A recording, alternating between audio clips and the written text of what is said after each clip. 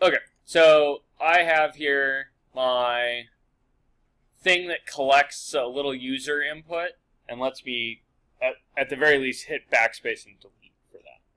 Now, what I really would like to be able to do is one more thing, which is, if we press the Enter key, I would like to, what? Save the user input. Yeah, I want to write this to a file. The reason I want to write this to a file is basically motivated by the fact that you guys might want to keep track of like running high scores in games, right? Specifically, I know Chris wanted to do this, so here we are. So if you want to write something to a file, what do you start by throwing in the API? Yep. So write text processing. Okay. Text, is that the command I want? No, because that's the one that displays text, right? Oh, I did a stupid choice here. What did I actually want? I wanted to write a text file. Oh, look. Saves strings. That seems like a thing I might want to do. Okay, so...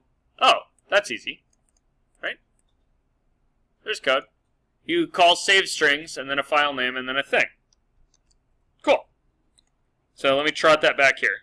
Let's see, I want that in key pressed, right? I want to, like, if key is enter. It should be noted that Macs and PCs sometimes don't play nice. What do I mean by that? No? Cool. What's...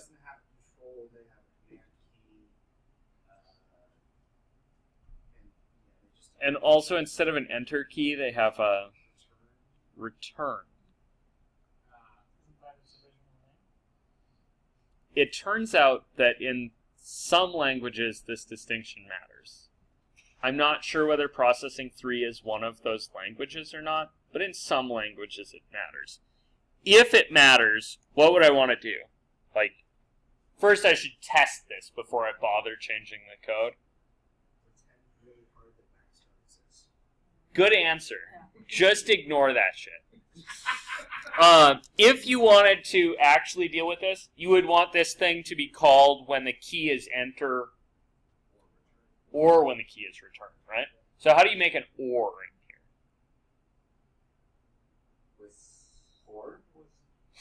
in here? Okay, so yeah, or logic in, where am I? Processing. It's a double pipe. Yep. So there's your double pipe there. So if we wanted to protect against key as enter, we'd do double pipe key equals enter. Nope, not enter. That would be dumb. Return. Okay, so if the key is enter or the key is return, then we want to save this to... Okay, nouns.txt is a stupid file name. I'm going to call this output.txt, right? And what's the thing I want to save to output.txt? Yeah, your user input. Right? Check. The function saveStrings expects parameters like saveStrings, string, comma, string array. Oh, poop. So you have to put the user input into an array? Yeah. What? So, the reason for this is that it's writing a text file, right? When it writes a text file, it writes lines in a text file. It doesn't write a line in a text file. So it's expecting a list of content that you expect on each line. Right? Because basically the save strings command is not designed for something as small as what I'm trying to do with it. So I need to get that user input thing into an array of strings before I put it into the save strings command method, right? So you make an array called like save array, and then you put user input into it, position 0? Yeah. So let's see. I want to make a string. How do I make a string array? What do I need here?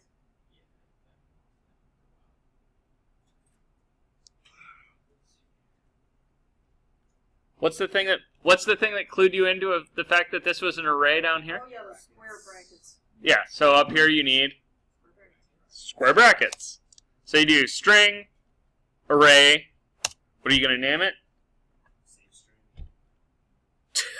string. Do not do that. Yeah, I know. So, like, I'm with you in spirit, my friend. That's a great name, except that it looks like the method that you're trying to call, right? So call it something that doesn't quite so obviously resemble the method you're trying to get to do. Yeah, I'd put save data or something. Like, I don't care what it's called. Just be careful when you name it things that are close to reserved names. So I want to do a new string array called save data, and I want that to be equal to what? What do you want to have in there?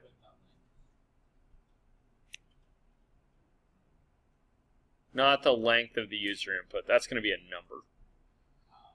What do I want to have in here? Yeah, I just want to have user input in here. So if I try to do this, if I try to do the string is user input, it's like, yo dude, a string is not a string array. You can't put those together. So there's two symbols you need here.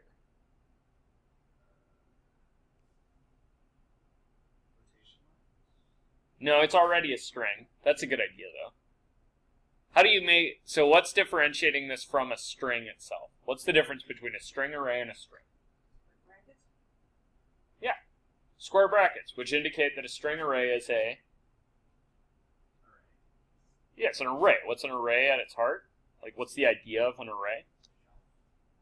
List of Yeah, it's slots a that list you of can stuff, put right? something. So what you need here is a list. Not just one thing, but a list. You only care if it has one thing in it. But how do you tell the computer that I mean you to make a list? Yeah, I need to show when the list starts and when the list ends. What's the math thing for lists, Manya? Why are you picking on me, man? Because you should know. What do I do when I'm trying to make sets? Yeah, curly braces, right? Same thing. So, now, what's this? Save strings. Oh, it's still annoyed with me, right? Because I'm still trying to put the string in there, not the string array in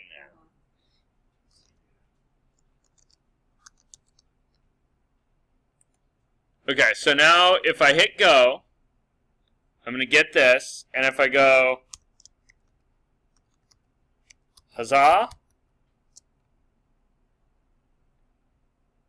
and hit enter,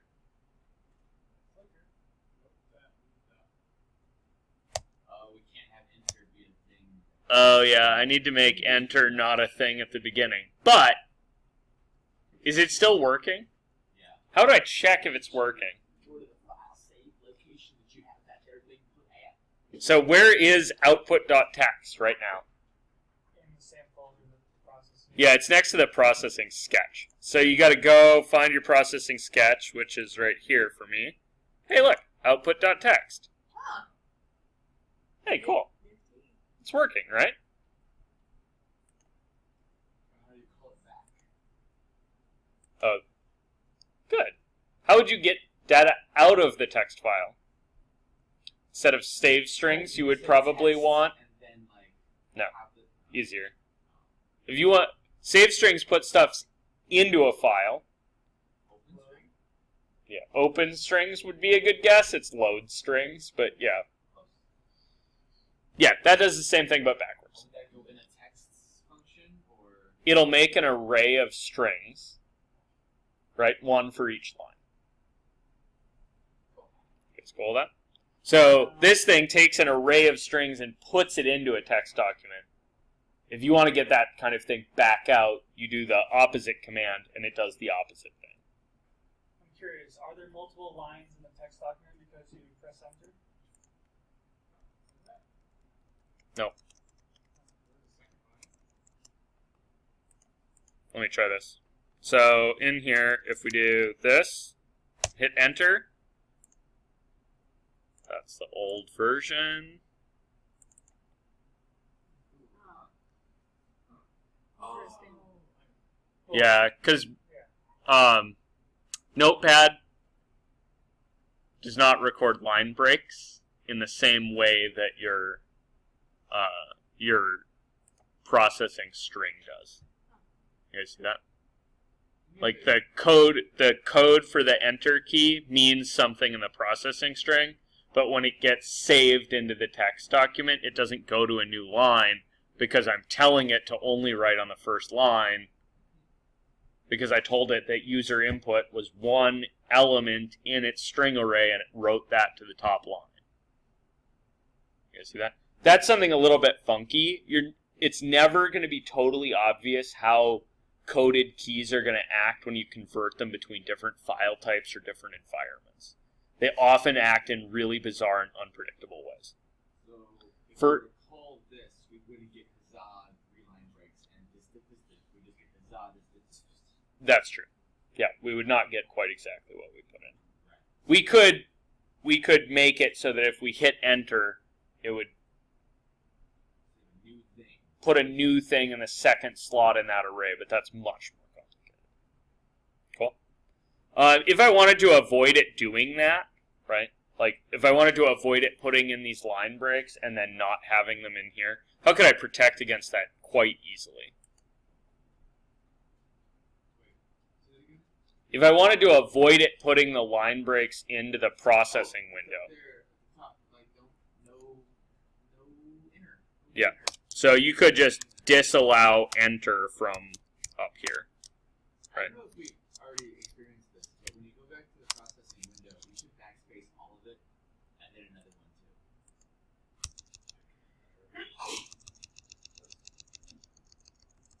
Oh god! too. Good point, Story. You guys see that? I got a cool new one. String index out of bounds.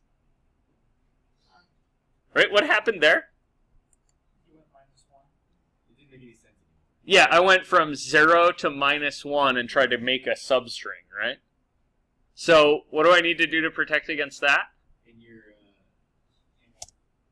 I would put it at the top, key goes backspace, and user put dot length is less than or equal to 0 or 1.